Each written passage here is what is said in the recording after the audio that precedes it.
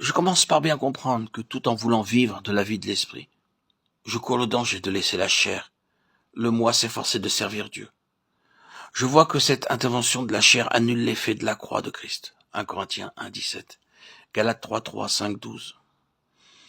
Je vois que tout ce qui est de l'homme, de la loi et de l'effort humain, a été à jamais condamné par Dieu au calvaire.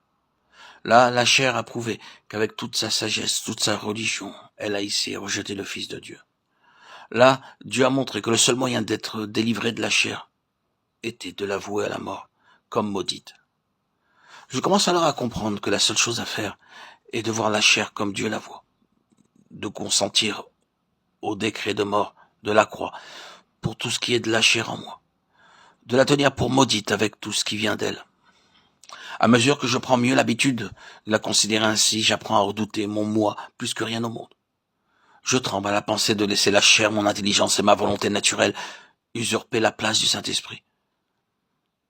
C'est avec crainte que je me tiens devant Christ, car je sais que cette chair maudite est toujours prête à s'introduire sous l'apparence d'un ange de lumière, dans le lieu très saint, à m'inciter à servir Dieu par ma force naturelle et non par l'Esprit de Christ.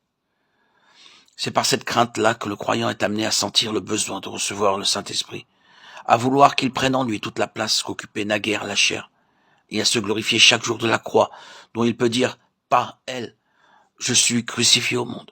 Galates 6, 14. On se contente généralement de penser que la croix ôte la condamnation qui pesait sur la chair. D'autres pensent qu'il s'agit là du devoir de faire souffrir la chair, de la mortifier. D'autres encore voient là l'influence morale que doit avoir la pensée préoccupée de la croix. Chacun de ces points de vue offre quelques éléments de vérité. Mais pour en réaliser la force, il faut remonter à l'idée fondamentale. Crucifier la chair, c'est la livrer à la malédiction. La croix et la malédiction sont inséparables. Ce qui est pendu est malédiction de Dieu. Maudit quiconque est pendu au bois, Deutéronome 21, 23. C'est donc dire quelque chose de très sérieux et solennel que de dire notre vieil homme a été crucifié avec lui. Je suis crucifié avec Christ. C'est dire j'ai reconnu que ma nature déchue, mon moi mérite la malédiction, qu'il n'est aucun moyen d'en être affranchi sinon par la mort. Par conséquent, je l'avoue volontairement à la mort. J'ai reçu pour être ma vie le Christ qui est venu se donner lui-même, qui a voué sa chair à la mort de la malédiction de la croix, et qui a reçu une vie nouvelle en vertu de cette mort-là.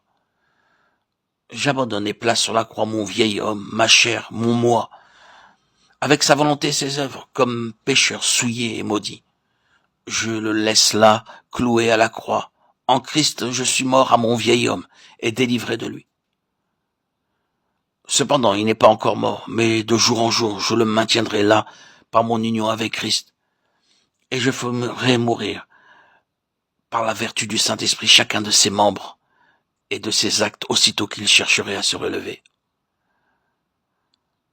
Pour que cette vérité devienne notre force, il faut la connaître, la recevoir et agir en conséquence.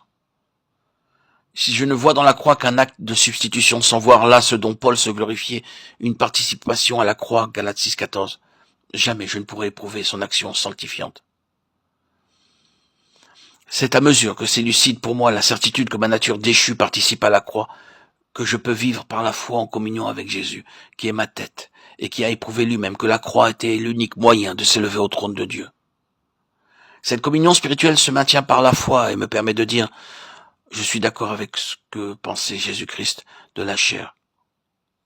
Je la vois tout aussi souillée du péché qu'il la voyait et ne méritant que malédiction, j'accepte donc la croix et sa mort pour tout ce qui est cher. Cette croix que Jésus m'offre comme le seul moyen d'être délivré de l'empire du moi et de vivre d'une vie nouvelle par l'Esprit de Christ.